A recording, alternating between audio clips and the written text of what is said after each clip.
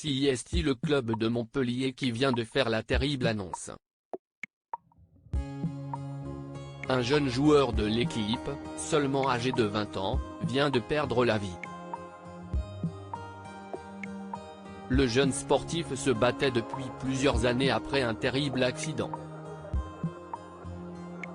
CIST, une nouvelle qui a plongé dans le deuil le football français.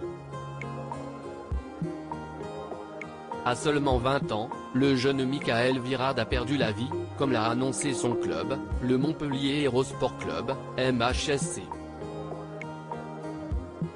Il faut dire que la trajectoire du jeune homme, arrivé de La Réunion en France en août 2018, a connu un tournant tragique. Repéré par les recruteurs du club du sud de la France, le jeune homme intègre le centre de formation du club qui a notamment vu passer Olivier Giroud dans ses rangs. Malheureusement, seulement 6 mois après son arrivée à Montpellier, celui qui évoluait au poste de gardien de but, est victime d'un arrêt cardio-respiratoire, qui a été provoqué par une gastro-entérite.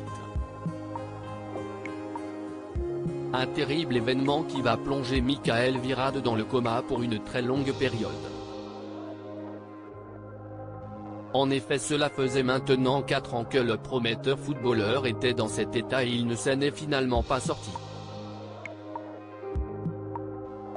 CIST, finalement son club qui a appris la bien triste nouvelle ce mardi 22 août à travers ses réseaux sociaux.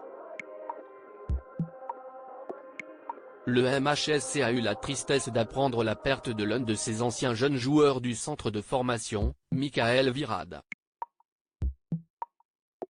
Nos pensées vont vers ses parents et sa sœur Leïla, vers sa famille et ses amis, ses anciens coéquipiers et entraîneurs, déclare le club qui évolue en Ligue 1, avant de conclure avec un dernier mot pour son joueur, repose en paix Mika.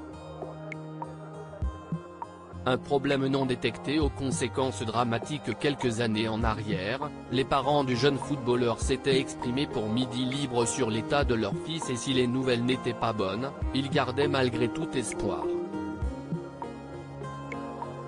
Ils nous ont dit qu'il avait trop de séquelles, qu'il allait le débrancher et qu'il fallait signer le papier pour les dons d'organes.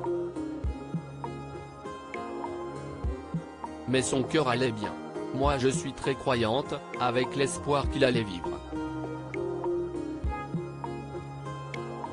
Tout le monde croyait qu'il allait mourir sauf nous, déclarait la mère du défunt. Malheureusement pour eux, Michael n'a donc pas survécu à ces nombreuses séquelles, survenues après un arrêt cardiaque en février 2019. Après examen, il s'est avéré que l'origine du problème est venue d'une crise de diabète non détectée. Les parents du jeune homme ont alors saisi la justice en accusant le secteur hospitalier de lourdes fautes.